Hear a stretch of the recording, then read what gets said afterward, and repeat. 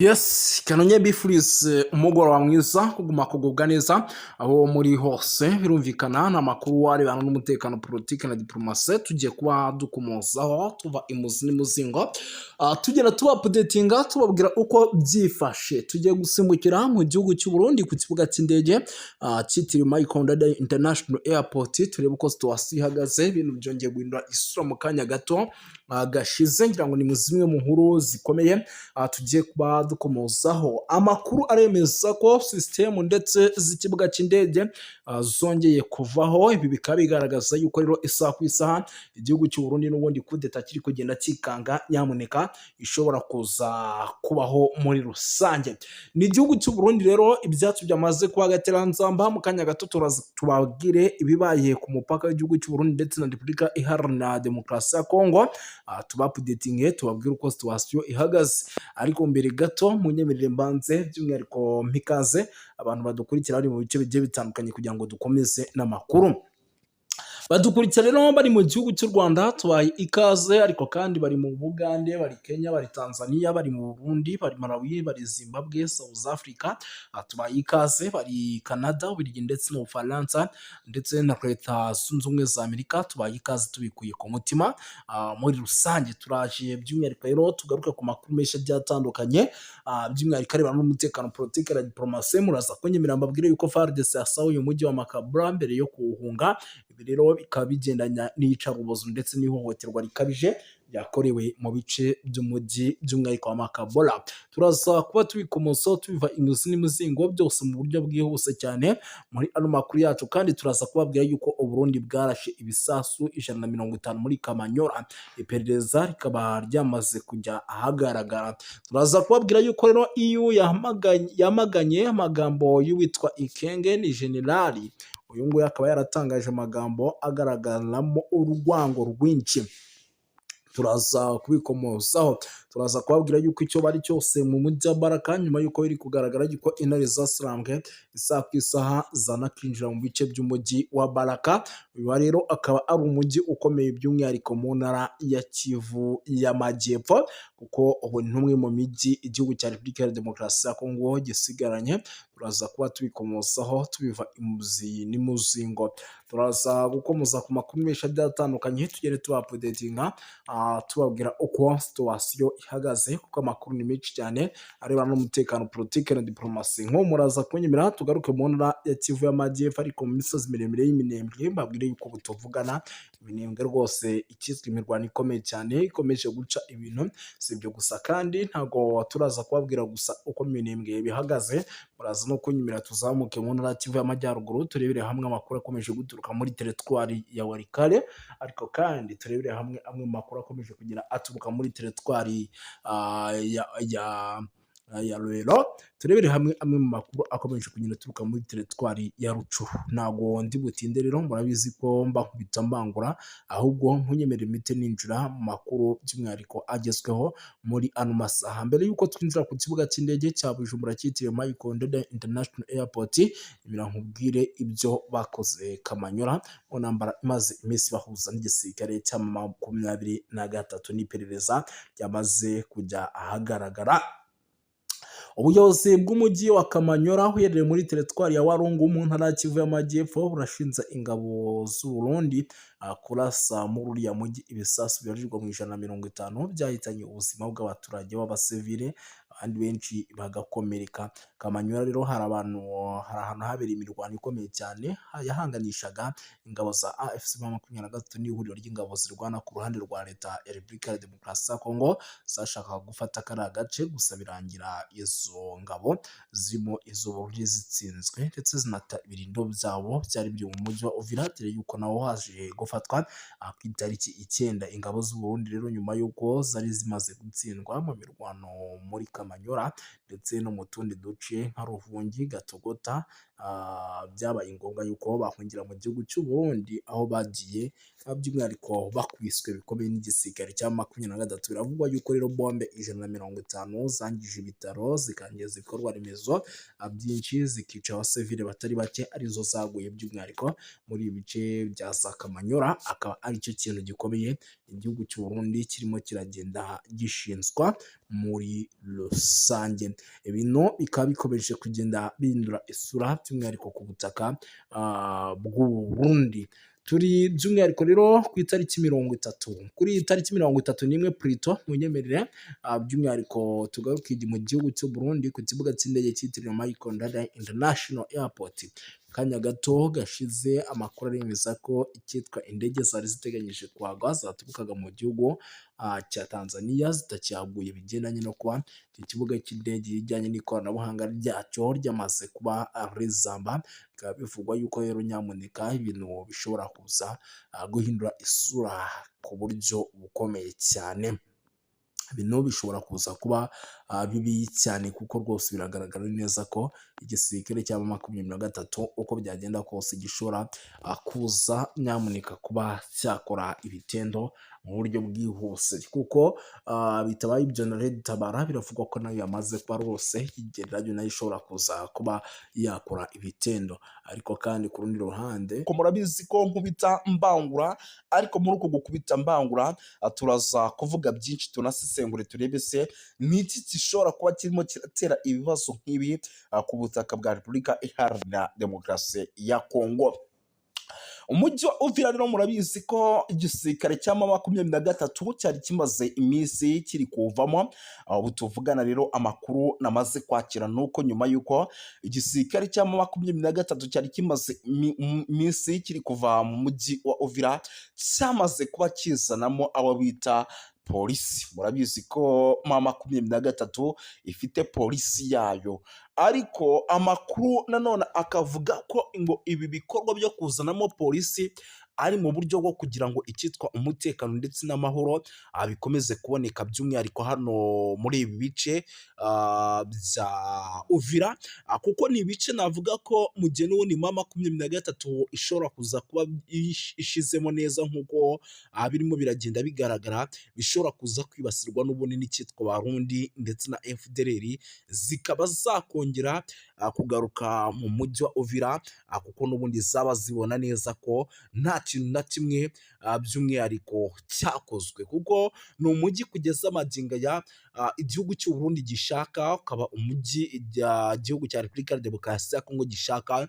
Bishatse kuvuga yuko rero mu gihe n'ubundi uyu mujyi waza kuba by'umwihariko ugarutse mu maboko yabo, n'ubundi baza kwinjiramo bakawukoreramo n'ubundi bya bikorwa by'ubugezi bwa nabi dusanzwe tumenyereye. Ibi rero bikaba ari byo igisirikare n'ubundi cya 23 gikomeje kugenda kirinda. Ngira ngo iyi nkuru sindi bunayitindeho kuko ni zimwe mu nkuru n'ubundi zikomeje kugenda zinagarukaho n'ibindi bitangazamakuru bigiye bitandukanye, ahubwo nyimira nkubwire yuko itegeko nshinga ry'ubumwe bw'Uburayi ryashinjije u Rwanda gutesha agaciro amasezerano ya Washington DC asaba ibihano bikomeye ku mutekano muke uri kubera mu burasirazuba bwa Repubulika Iharanira Demokarasi ya Kongo. Ni kuwa gatatu rero tariki ya 12 2025 mu mujyi wa Strasbourg ni mu Bufaransa, inteko nshinga amategeko y'umuryango w'ubumwe bw'Uburayi iyo yateraniye mu nama idasanzwe yihariye ku kibazo gikomeye cyo kuzahaza umutekano n'ubutabazi mu ntara ya Kivu y'Amajyaruguru ndetse no mu ntara ya Kivu y'Amajyepfo, ni mu burasirazuba bwa Repubulika Iharanira Demokarasi ya Kongo. Iyo nama rero yabaye nyuma y'ifatwa ry'umujyi wa Uvira n'ihuriro rya Alliance Fleuve Congo. Iyo nama rero yari yobowe na Depite Hada Josi na Jean Victor Umubirigi, akaba na perezida w'umutekano w'intumwa z'inteko nshinga amategeko y'Uburayi. Mu nteko rero ihuriweho n'umuryango w'ubumwe bw'Uburayi EU, by'umwihariko yahagurutse avuga ko ibi bintu bikabije ku kijyanye n'imirwano ikomeje cyane mu burasirazuba bwa Repubulika ya Demokarasi ya Kongo. Aranenga cyane kutubahiriza amasezerano ya Washington DC ashinza u Rwanda gukomeza gushyigikira umutwe wa 23 mu buryo rero nk'ubusanzwe by'umwihariko byakomeje kugenda bigaruka M23 kugira ngo babihe inzira y'amahoro. Mu ijambo rye rero ryagaragazaga amarangamutima akomeye, Dr Victor yagize ati birababaje kongera guhamagaza inama ku kibazo gikomeje guteza ibibazo, gikomeje kugenda kirushaho kuba kibi cyane mu burasirazuba bwa Repubulika Iharanira Demokarasi ya Kongo. Nubwo amasezerano y'i Washington DC yarushijeho gukaza umurego mu minsi ishize, umujyi wa Uvira wigaruriwe n'umutwe wa AFC M23. Ibi byateye impungenge zikomeye ku mutekano by'umwihariko mu karere kose muri rusange. Yongeyeho yuko kandi raporo zitandukanye zigaragaza ko ikoreshwa ry'indege zitagira abadorove bita drone mu bikorwa bya gisirikare. AFC M23 n'ababashyigikiye abakomeje by'umwihariko kuvuga yuko ibi bitero ngo nabo byabatatse bikomeye kandi bikaba ibitero byaturukaga mu gihugu cy'u Burundi. Yanashimangiye yuko kandi ibikorwa bishira akarere mu kaga ak'intambara ishobora kwaguduka hagati ku mpande zombi, anasaba umuryango w'ubumwe bw'Uburayi gukoresha ingufu za politike mu guhagarika imirwano. Iyo nama kandi yanitabiriwe n'abanyekongo baba mu mahanga, by'umwihariko abatuye mu Bubiligi bagize uruhare mu gutanga ubuhamya ku ngaruka z'intambara zikomeje mu burasirazuba bwa Repubulika ya Demokarasi ya Kongo, bagaya ihohoterwa rikomeje gukorerwa abasivile, kwiyongera kw'impunzi, isahurwa ry'imitungo ndetse n'ibyaha bikomeye bishinzwa imitwe yitwaje intwaro. Abanyekongo kandi bashyigikiye Depite Hada Vigtamzi urwandiko rusaba ko u Rwanda n'abafatanyabikorwa babwo mu mutwe wa AFC M23 bafatirwa ibihano bikomeye, basabye ko habaho uburyo buhoraho bwo kugaragaza kandi banasobanura yuko by'umwihariko ibyo bishobora gufasha ingamba zo kugira ngo umutekano ugaruke bikanatanga umusaruro. Muri urwo rwandiko kandi rwagize ruti inteko nshinga amategeko y'Uburayi ifite ububasha bukomeye bwa politiki bwo kugira ijambo rikomeye kubiri kubera mu burasirazuba bwa Repubulika ya Demokarasi ya Kongo. Ishobora gusaba kandi ko ubufatanye bwose bw'Uburayi bufite ingaruka, harimo inkunga n'ubundi bufasha, bushingirwa ku ntambwe zifatika kandi zemejwe: guhagarika imirwano, rero guhagarika inkunga n'imitwe yitwaje intwaro, kohereza ibikorwa by'ubutabazi mu gihe ibyo bitubahirijwe. Icyo kintu gishobora kuba. Banasabye yuko kandi politike z'ubucuruzi n'amasezerano y'ubufatanye bw'ubumwe bw'Uburayi binengwa n'ihame ridakuka rivuga ko politike nimwe ikwiye kugira uruhare mu buryo buziguye cyane n'ubutaziguye mu guteza imbere rero mu gusaba umutungo kamere cyangwa mu gukomeza ihohoterwa bishingiye ku mahoro arambye mu burasirazuba bwa Repubulika ya Demokarasi ya Kongo adashoboka hatabayeho guca mucyo ndetse no kudahana. Kurinda abasivili rero, gukurikirana abagize uruhare mu byaha bikomeye. Iki gikorwa rero cyagaragaje ubushake kwiyemeza kw'abanyekongo mu guhangana ndetse no guharanira amahoro n'umutekano mu gihugu cyabo, banasaba amahanga kurenga ku magambo bashyira mu bikorwa ingamba zihamye no guhagarika amarorerwa n'amahano bikorwa mu kwibasira abaturage mu burasirazuba bwa Repubulika Iharanira Demokarasi ya Kongo. Umujyi wa Uvira rero ifatwa nk'ibi rikomeje kugenda rigaragara nyuma y'ifatwa ry'umujyi wa Uvira. Umutekano wa Repubulika ya Demokarasi ya Kongo mu ntara wa Kivu y'Amajyepfo wakomeje kuzamba, wafashwe kandi na M23 mu gihe gito gishize, nk'uko byari byagiye bigaragara kuri rezo sosiyo zigiye zitandukanye ndetse n'amakuru yatugeraga nk'uko yabitangazaga. Mu gitutu gikomeye kandi cy'amahanga, by'umwihariko Leta Zunze Ubumwe za Amerika, umutwe wa AFC M23 watangaje ko ukuye ingabo zawo mu mujyi, unavuga ko ugiye gushyiraho amahirwe y'inzira ya politiki ndetse n'amahoro. Itangazo ryashyizweho umukono tariki ya 15 witwa Colonel Nanga, umuhuzabikorwa w'ihuriro rya Alliance Fleuve Congo. Yanavuze yuko kandi icyo cyemezo kigamije kubahiriza icyifuzo cya Leta Zunze Ubumwe za Amerika nk'umwe mu bahuza ibiganiro hagati ku mpande zombi. Ibi bibaye kandi mu gihe igitutu mpuzamahanga gikomeje kwiyongera ku mutwe wa AFC M23 cyane cyane nyuma yo kwigarurira imijyi nka Goma ndetse na Bukavu ntangiriro z'umwaka. Abadepite rero b'i Burayi basabye ku mugaragaro ko u Rwanda rukura ingabo zarwo ku butaka bwa Repubulika Iharanira Demokarasi ya Kongo. Iyo myanzuro kandi ikaba ikomeze gushyira ikibazo cy'umutekano muke mu burasirazuba bwa Repubulika Iharanira Demokarasi ya Kongo. Bakavuga yuko kandi ibintu bigomba kugenda neza muri rusange. Si ibyo gusa rero, by'umwihariko amakuru yo ni menshi. Munyemerere rero tunagaruke ku zindi nkuru zikomeye kuko ni byinshi, impunzi zikomeje kwiyongera. Ni update ingezeho, ndavuga nti nanjye reka nyibagezeho mu buryo bw'iyokansi cyane. Amakuru rero aturuka mu gace ka Katumba, ni ku mupaka wa Repubulika ya Demokarasi ya Kongo, aravuga ko impunzi zaturutse mu mujyi wa Uvira zahunze intambara n'umutekano muke zikorerwa ihohoterwa rikabije n'inzego z'umutekano z'u Burundi. Bikavugwa ko rero bamwe mu benshi bahasize ubuzima nk'uko byemezwa n'abatangabuhamya. Abaturage rero bahungiye i Burundi bashaka kwinjizwa mu nkambi z'impunzi cyangwa se gusubizwa muri Repubulika ya Demokarasi ya Kongo, ariko barabyangirwa. Icyo cyemezo cyateje umwuka mubi n'ubushyamirane hagati n'abapolisi bashinzwe umutekano mu bice bigiye bitandukanye b'i Burundi. Abaturage rero bavuga ko polisi y'u Burundi yakoresheje imbaraga zirenze urugero, by'umwihariko igakubita bamwe mu baturage b'impunzi mu buryo bukomeye cyane. Umwe mu bahohotewe bikabije rero binavugwa ko yakubiswe igiti mu ijosi, yahise apfira aho ngaho, abandi bagakomereka. Ibi bishatse kuvuga yuko rero mu gihugu cy'u Burundi nubwo bahungiyeho bamwe, abandi bimeze neza, abandi bikaba bimeze nabi muri rusange. Gusa ntabwo by'umwihariko nyamuneka kandi bukomeze kuvuga byinshi, muraza kunyemera nze kugenda nkubita mbangura mbabwire yuko amakuru aturuka mu gace imirwano yabereyemo nk'uko biri kugenda bigaragara ni muri teritwari ya Masisi, aremeza ko inyeshyamba za 23 zimaze ukwezi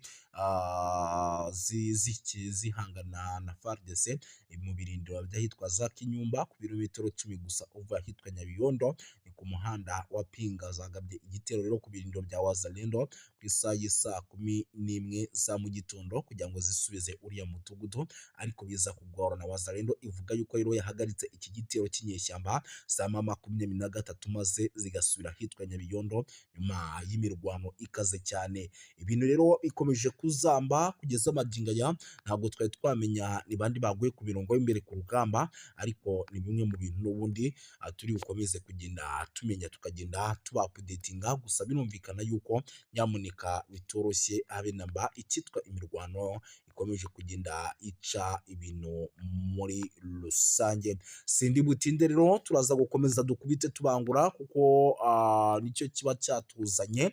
Nyemera duhite dukomeza n'andi makuru by'umwihariko akomeje kugenda aturuka ku mirongo imbere ku rugamba, tugenda tuba updatinga tubabwira uko situation ihagaze.